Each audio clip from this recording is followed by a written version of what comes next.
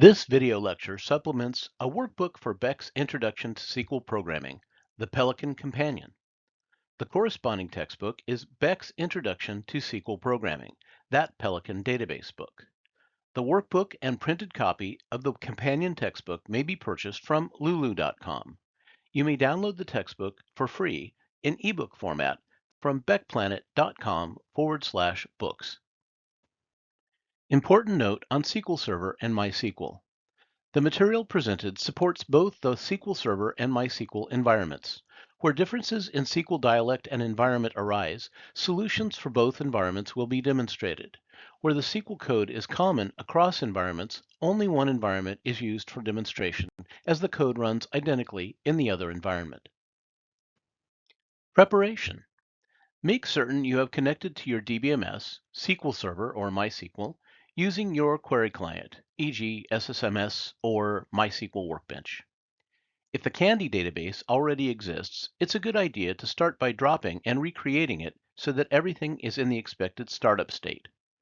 Run the Candy database creation script appropriate to your DBMS, SQL Server or MySQL. Review the script execution results to ensure that the database and its data were successfully created. Parallel exercise 1. Use the Candy database. For each order, list the order number, product number, description, manufacturer number, and quantity ordered. Order the output by order number, and within order number by product number. Do this by joining tables. Do not include any unnecessary tables in your join. As we begin working with multiple table queries, it is helpful to begin our analysis by reviewing the entity relationship diagram for the schema, as this shows us the tables, fields, and relationships between tables at a glance. You may want to make note of this explanation, as the video for subsequent exercises will assume that you will consult the ERD as needed to determine the tables to be joined, their keys, and the fields you will need for your select clause and your filter logic. We start our analysis by enumerating the fields we will need our query to display, or to use to make logic decisions. This helps us determine the minimum set of tables we will need to join to construct a solution. It's important to use only the tables required for our solution. Including unnecessary tables may result in a less efficient solution and may also introduce unanticipated complexities. Once we have identified the required fields, the necessary tables are easy to identify.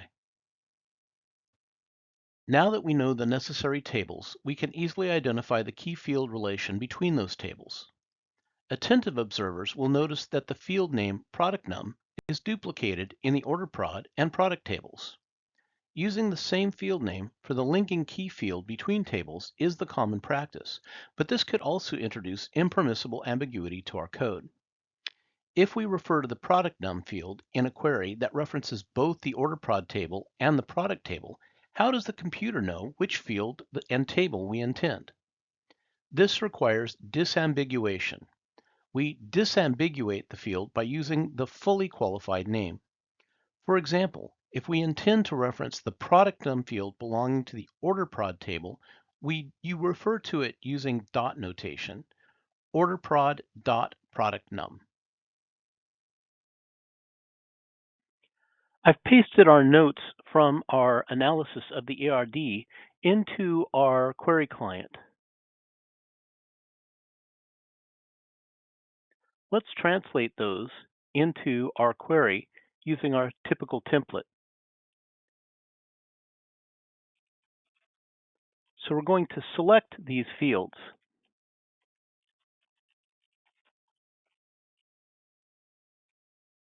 And they're going to come from these tables. We need to use a join clause, either explicit or implicit. Implicit joins can be done in the where clause. Let's do it implicitly. Where the product.productNum field is equal to the orderprod.productNum field. Let's see how that's working so far. Good. Finally, we need to add an order by clause.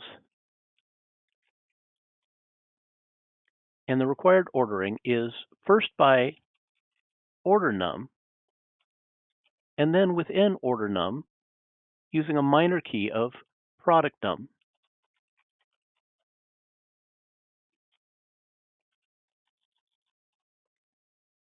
Let's test that.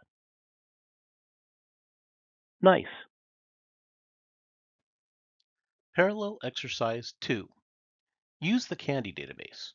For each order placed on October 15th, 2021, list the order number, and client name.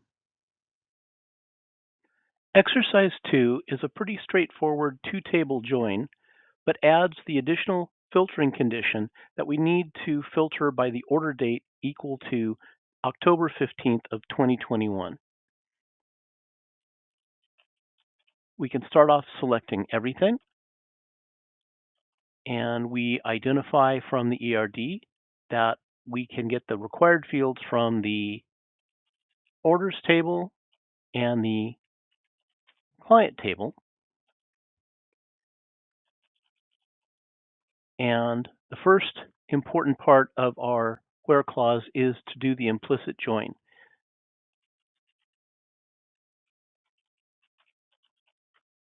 And the shared key is the client num.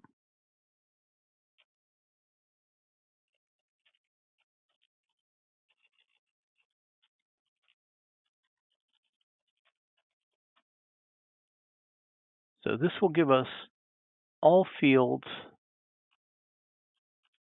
across the joined tables. That's a good start. Now we can trim this down to only the fields required for display.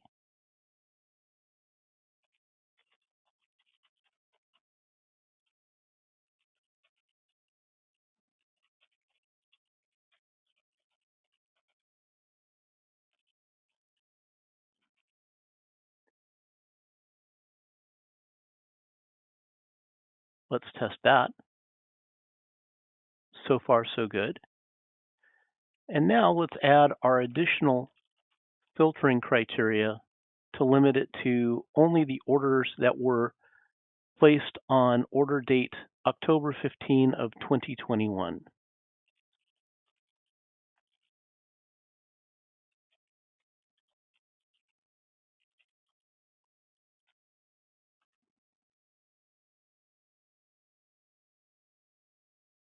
And there's our solution.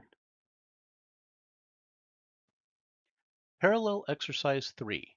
Use the Candy database and the exists operator to find the order number, client number, and order date of each order for which the quantity ordered is 740 or more.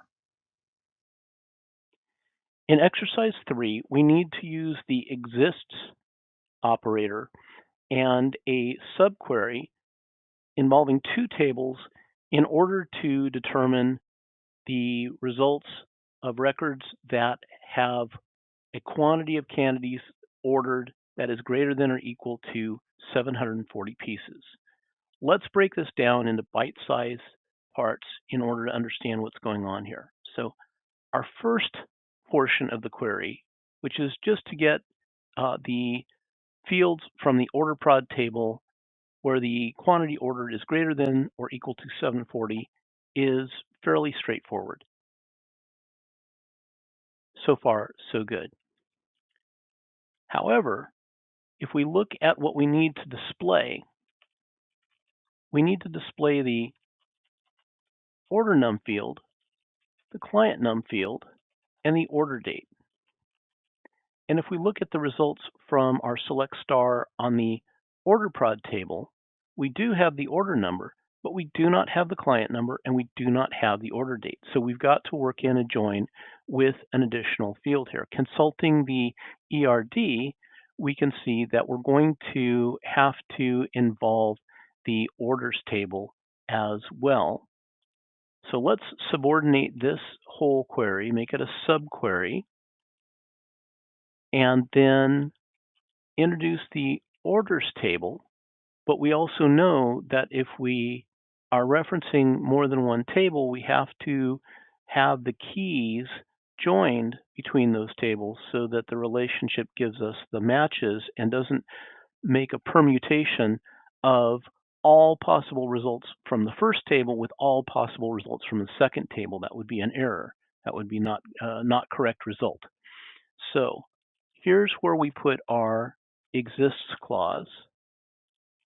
So exists is going to operate on the results of this subquery, and it's only going to display these where this exists, but we still have to work in the linkage on the key field. So where does that go?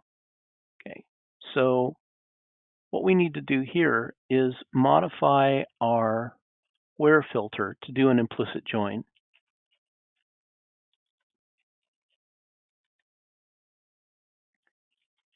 Orders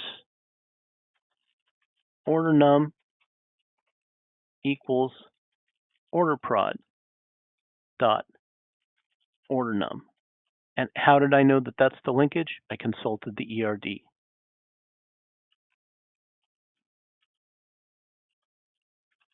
Let's test that. Good. So we're getting the desired result. If we sanity check that, we can see that it is correct. And just to understand the common error that we could make here is what would happen if we tried to do this without the implicit join on the two tables? We can simply delete that portion of the code and try to run it again. But we notice that we get just a ridiculous number of rows returned. This is an indication of a blown join, a Cartesian product. And a Cartesian product, again, occurs when instead of getting the related records from the two tables or multiple tables, you get the combination, every possible combination of the results from one table with all the possible results from the second table and the third table if there's more than two tables involved. And so this is an unconstrained Cartesian join, a Cartesian product, and that is an error. So again, we need to make sure that we get our implicit join in. You could do it with an explicit join as well.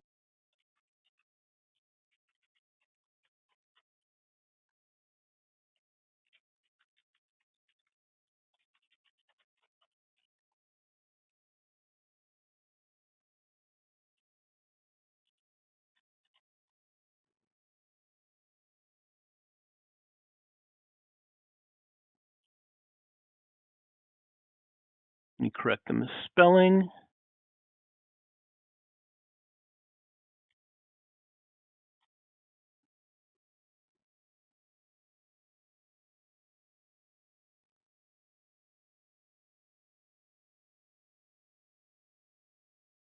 Looking for it. Quantity ordered.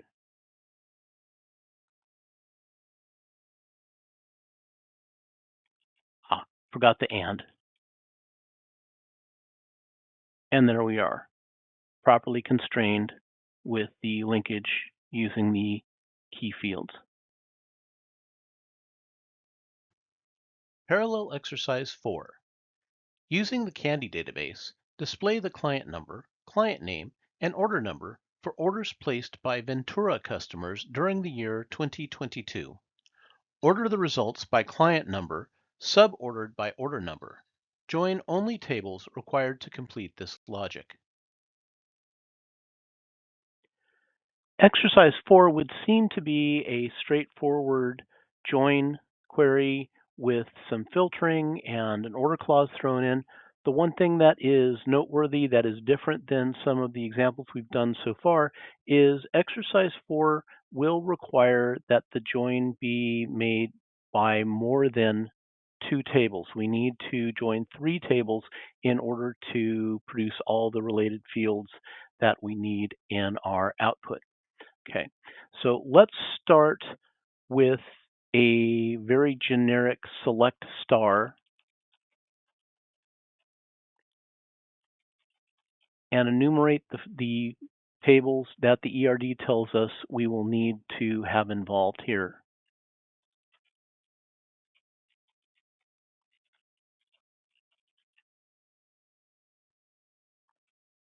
And here's a little trick.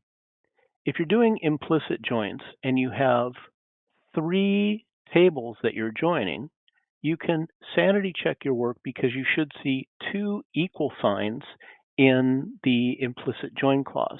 So however many tables you are joining, you should have 1 less equal sign in the implicit join in order to make sure you haven't left a table out. So for 3, there would be 2 equal signs. For 5 tables, there would be 4 equal signs, and so on.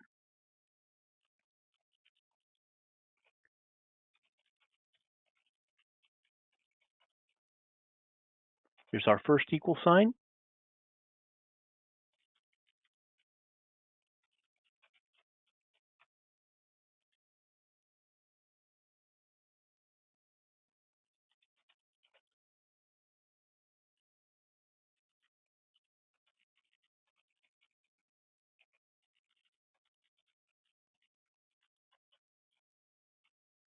And our second equal sign. So this is an unfiltered join. The join should be correct, and we are not filtering or ordering as yet. Okay, but we are getting results. Great. So let's start by trimming down the fields that we want to display.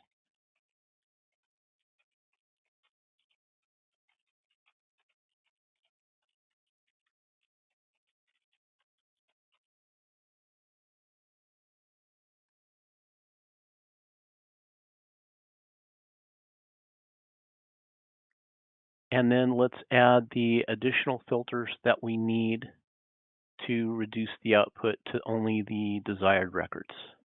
So we want a filter that says city is Ventura.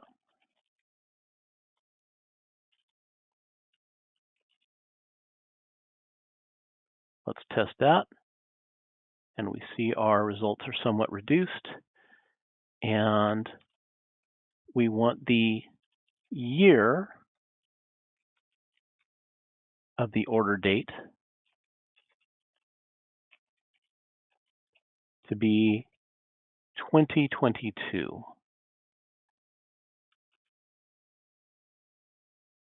Test that, and again, the results are reduced.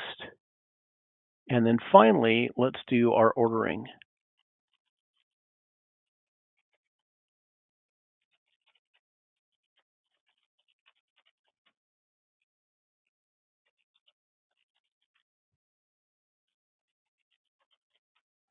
So our major sort key is client num, and within client num, we're sorting by the order num. And let's test that. Very good.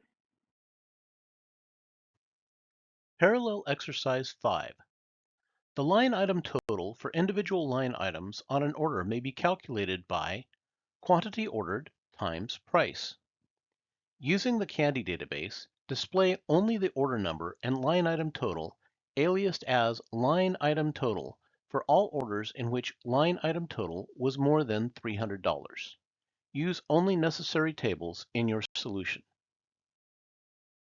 At heart, parallel exercise 5 is simply a straightforward 3-table join with the elaboration that in the select clause, we're going to add a calculated field and alias it, and we're going to add 1 additional filter criteria. So let's take a look at the basic 3-table join. Here we're selecting everything from our 3 tables and doing an implicit join between the 3 tables in the where clause. And that's very straightforward. Now let's add the restriction on the display. We want the order num and quantity ordered times price as the line underscore item underscore total. Let's test that. And that's working. And now we need 1 additional filter criteria, and that is we're going to restrict the selected results to only those where quantity ordered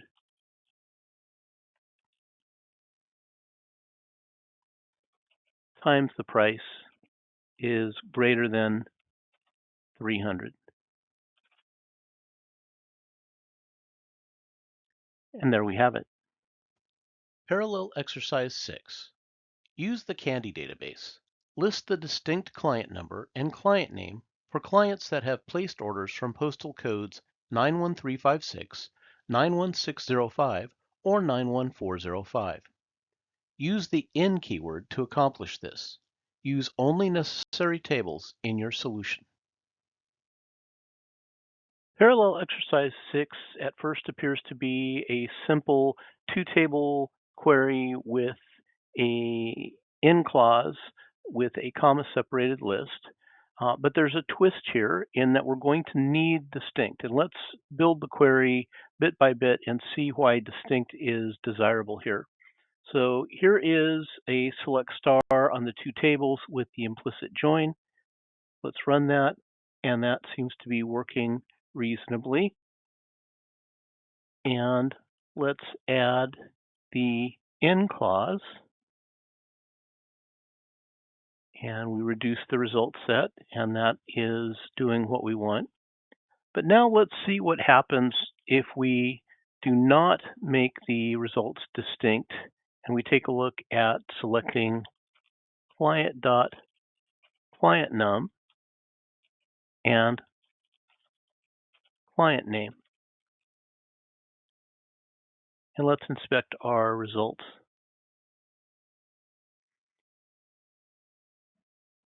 Okay, so we see here, for example, in record 2, client num 334, client name lollipops and gumdrops, and client num in record 6, 334, and client name lollipops and gumdrops. And of course, that makes perfect sense because we're looking at the orders, and one order can have many items, and they're all going to the same client number with the same client name. And so we get duplication in the list. So what we would like to do is just weed out that duplication without adding a lot of complexity to the query. And the straightforward way to do that is to simply add the distinct keyword in the select clause, and that will deduplicate the results for us. Much simpler. Parallel exercise 7. Using the Candy database, use an equijoin and distinct operator to display the unique list of client numbers and order numbers for orders that either originated in Van Nuys or which involved product number 102. Fun fact: the equivalent solution can perhaps more intuitively be constructed using the union operator studied in later lessons. Before we present the solution to parallel exercise 7, let me ask you a critical thinking question. Do we need all three of the tables referenced here, or could this query be done by only joining two tables? If you don't see the answer right away, watch as we work through the solution and see if the answer becomes clear to you. So here is the general join, select star, and we're referencing client orders and order prod, and we have both of the linkages defined in our implicit join. Let's run this and see if it's working. It is. And let's go ahead and add the additional filter criteria, city equals Van Nuys or product num equals 102, and test it. And that filter reduces our result set.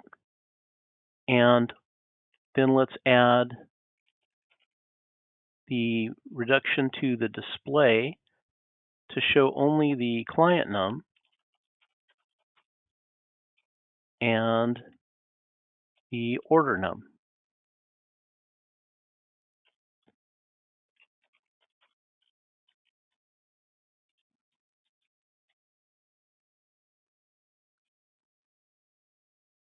And let's test that.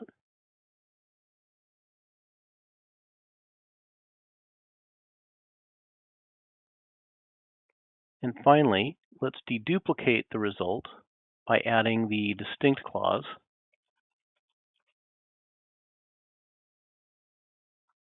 And we now have a very manageable result set. Now back to our question. Do we need all three tables, and if so, why? Well, one of the things you may note is that we have the client table referenced and the orders table referenced, but the client num we can actually get from the client or the orders table, and the order num we could get either from the orders table or from the order prod table. So what would happen if we reduce that? Let's change this to orders.clientNum. Does that work? It does. What about orders.orderNum? Well, we could get it from product table. Now we're getting it from just one table. Do we need all three of our tables, and why? Well, let's see here.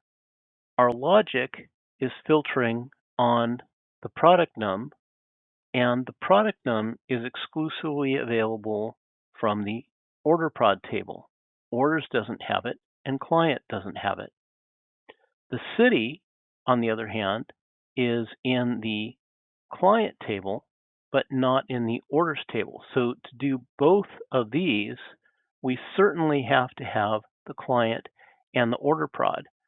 Now, would we be able to sandwich it the other way? What if we change this back to client.clientNum and orderprod.orderNum? That still works in the display. Can we then get rid of the orders table? Think about that for a moment. How are our tables related? A client has 0 or many orders. An order is for one or many products. There is no direct linkage between client and order prod. So if we try to get rid of the linkage to the orders table, let's see what happens. So I can no longer have this join if I don't have the orders table, nor can I have this join if I don't have the orders table. And at this point, you should be very uncomfortable because we have two tables referenced, but there is no join.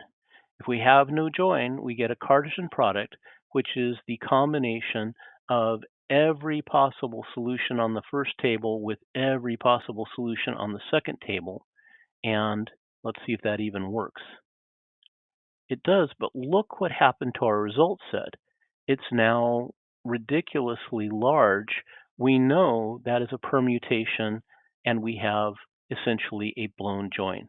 So yes, we do have to have all three of our tables in this solution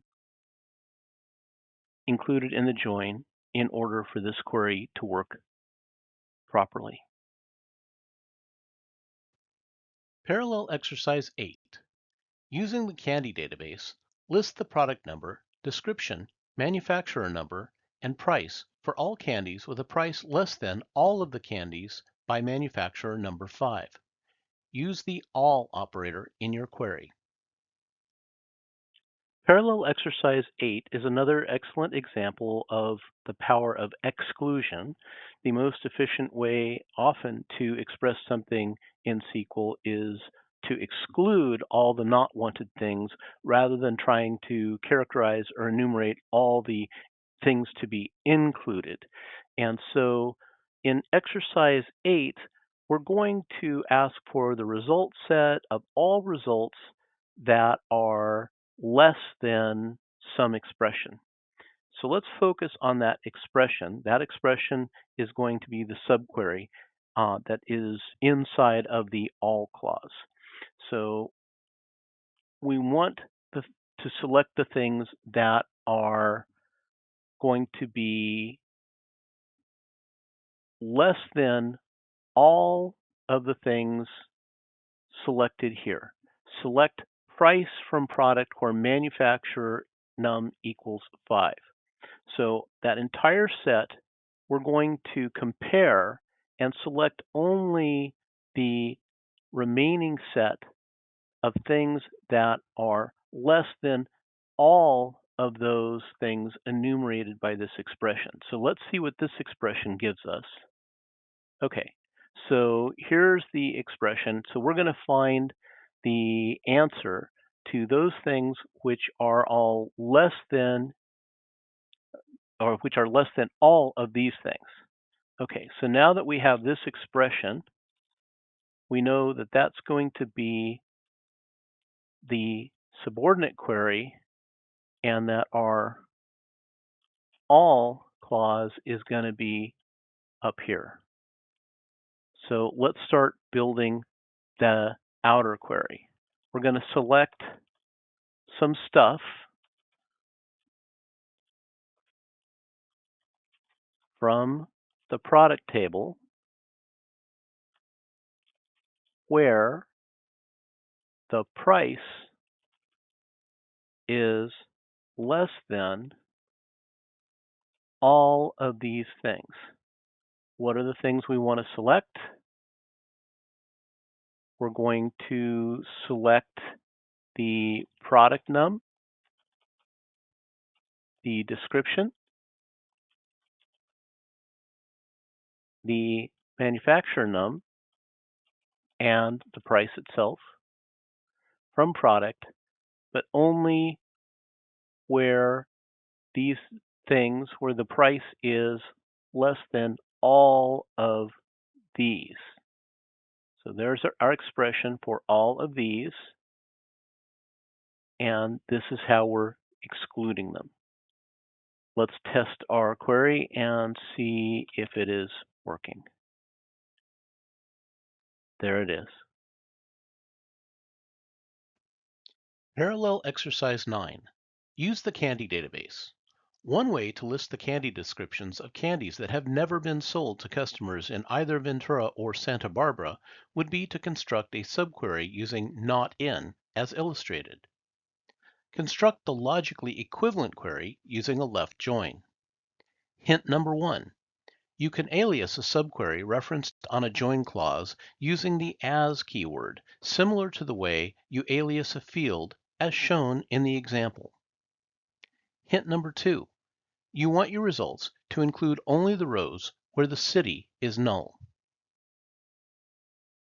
Parallel exercise 9 really brings home for us an understanding that often in SQL programming, as in programming generally, there can be more than one set of equivalent logic that gives us a correct answer. The more interesting question down the line may be, what is the most efficient solution? Or if we have multiple solutions, how do we compare them for efficiency? We're going to revisit that at a later time when we start looking at analyzing query performance. But right now, let's just understand the first approach that's being discussed and presented, and then solve the solution that says we need to use a different approach. So parallel exercise 9 is asking us to give a list of the candy descriptions of candies that have never been sold in Ventura or Santa Barbara. And again, exclusion is a really powerful way to address this, because if I know what has been sold in either Ventura or Santa Barbara, then I know that if it's not in that list, presumptively it has not been sold in Ventura or Santa Barbara. And I like that thinking because it's much easier to come up with a query that says, well, what has been sold in Ventura or Santa Barbara? So we're selecting the product num and from the client table, join to the orders table, join to the order product table, join to the product table, where the city equals Ventura or the city of Santa Barbara. So these are all of the candies that have been ever purchased in Ventura or Santa Barbara. Let's check that query. Okay, so a whole bunch of stuff as you would expect. So we want to know what, if anything, has never been sold in Santa Barbara or Ventura. And so let's take this whole expression and bundle it up. So we've got this whole list of things that have been sold. And so now by exclusion, it's very easy to ask the question, give me the description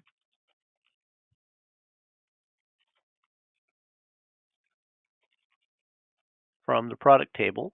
And you'll notice I'm using aliases for the tables here, so I don't have to retype the whole product name or the whole table name every time because that would be a lot more typing. So I'm going to start to get efficient and smart in my coding by using aliases for table names. Where product num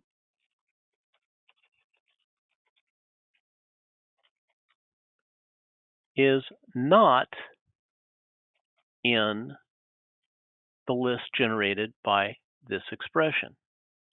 So again, this is the list generated by that expression, and now I've wrapped that up as a single expression enumerating the list, and I'm doing a select excluding that by using the not in. Let's see if we've got that correct. Great. So here's a very human readable, friendly list of the things that no one in either Santa Barbara or Ventura have ever purchased. Great. Okay.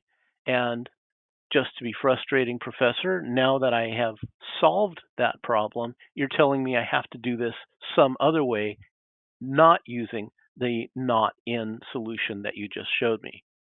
Right. Okay. We'll get to that in part 2. All right. Are you ready to crack the mystery of how we solve this without using the not in? Okay, well, again, the key here is to start with the expression of things that have been sold in Ventura or Santa Barbara and then find a way to exclude them other than using not in. So here is, again, the expression of things that have been sold in Ventura or Santa Barbara. Great. So there's all the list of product numbers of things that have been sold ever in Santa Barbara or Ventura. So how, without using the not in, can we exclude this? And the key here is to abandon the equijoin that we've used so far. An equijoin is where all the elements of the key in the first table exactly match the element of the key in the related table, and so only where they are equal are you going to get results. Instead, we're now going to use an outer join, in this case a left join, which is going to give us all of the results from the first table where there is a value and will include those elements from the related table where it is not found. So we're going to get the nulls. Okay. So if we have the nulls, we can then start to do some logic based on whether the result is null or not. And that's how we're going to work around not having the not in for this solution. Does that make sense? Let's take a look. Okay. So we're going to take this again and make it an expression that we're going to work on. So there's our expression. And remember what this expression is? We could even make a little comment here. All of the candies ever purchased in either Santa Barbara or Ventura. Great. So now we remember what that is at a glance. And what we're going to do is we're going to select the description from product. And again, I'm aliasing that as P, so I don't have to type PRODUCT each time. Save a few keystrokes. And we're going to do the left join on this expression. And here's the tricky part. I'm going to alias that whole join clause or that whole expression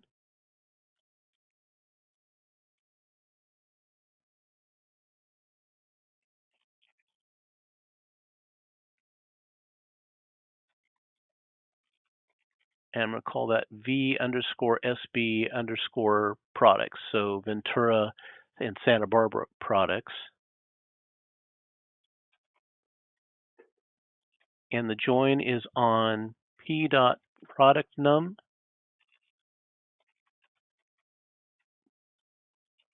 being equal to VSB products dot product num, and being able to reference this expression by name. This is the whole key, and that's why we aliased it here. Where V underscore SB underscore products is null. Because now, since it's not an equijoin, I will get empty results for the candies that are not matched in the expression. Let's try this out. Fix the typo, and it's telling me that I've misnamed something here. VSB products, V underscore O. SB, got to be consistent. If it's products, it's products. And I've named it product here.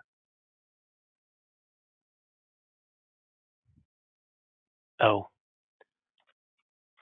got the query name, but not the field. There we go. Nice. Parallel exercise 10. Use the university database to list the department chair's first and last name and the first and last name of each faculty member of the department for department number 1036. Use a self-join to complete this exercise. Parallel exercise 10 requires a self-join to solve. Self-joins can be initially very confusing for the uninitiated to try and work with conceptually, but there's a trick that works very, very well in simplifying these kinds of situations. So we're going to be using the faculty table in the university database for this exercise. And one of the problems that we have is that it is a self-join. We want to see the relationship between department chairs and the faculty that are in their department.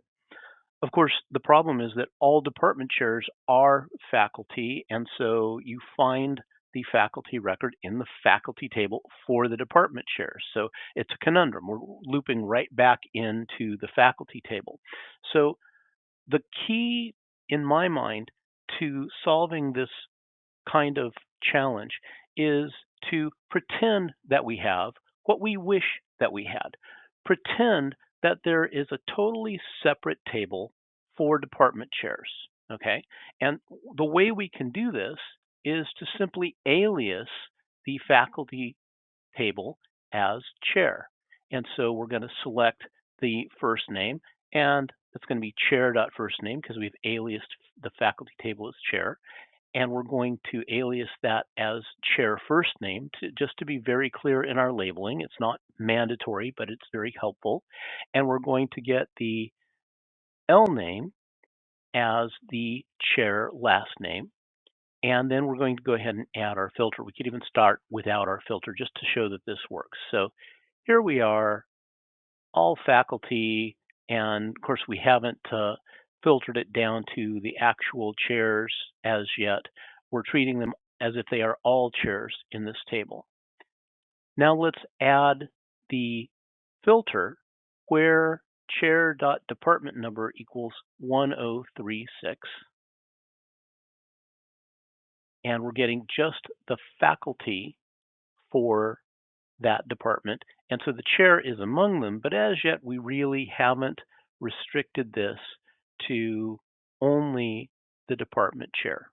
And that magic is going to happen when we do the self join. But again, conceptually, we're treating this like a separate table. Okay, so let's make a note. Concept.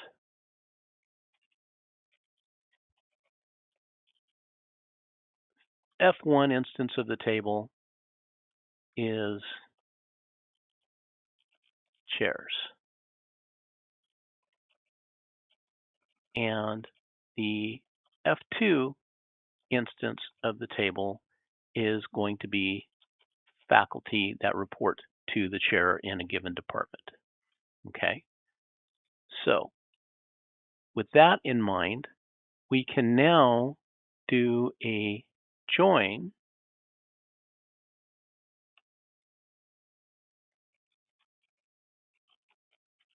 faculty as F2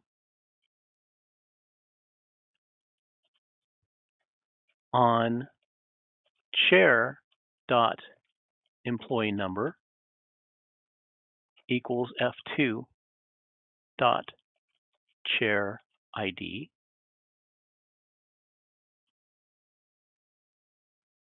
And there's our where, chair.department num equals 1036.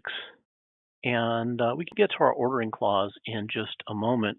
Let's just see what we have achieved here. Let's go ahead and add in first the F2 dot F name. And let's alias that for clarity as faculty first name. And F2 dot L name as faculty last name. Great. Okay. All right. So do you see that in treating this as if we're joining two separate tables, it's easier to think about what is actually happening here. And now we can go ahead and add the ordering that we wanted. Order by faculty last name and then faculty first name. There we go. And so that we see that Giacomo Sanders is the department chair for Department 1036, and the faculty in that department are these faculty, including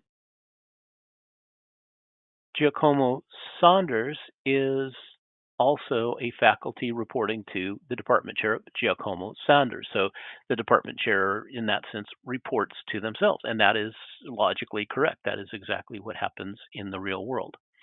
Okay, so it can be useful to use more meaningful names. I've used F2, and instead of F1 here, I said I alias this as chair. You could change that to F1, or you could, in fact, we could, since faculty is perfectly good without an alias, we can just call faculty faculty, and everywhere we have F2, we could just say faculty. We spell it correctly. And maybe that's a easier labeling scheme to understand.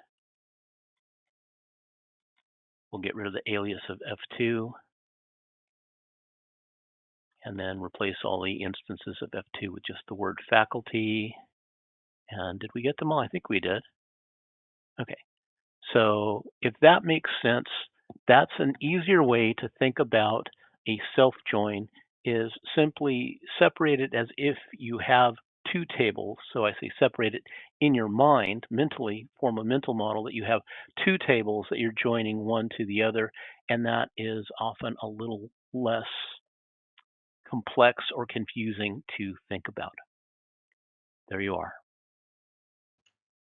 Thank you for watching.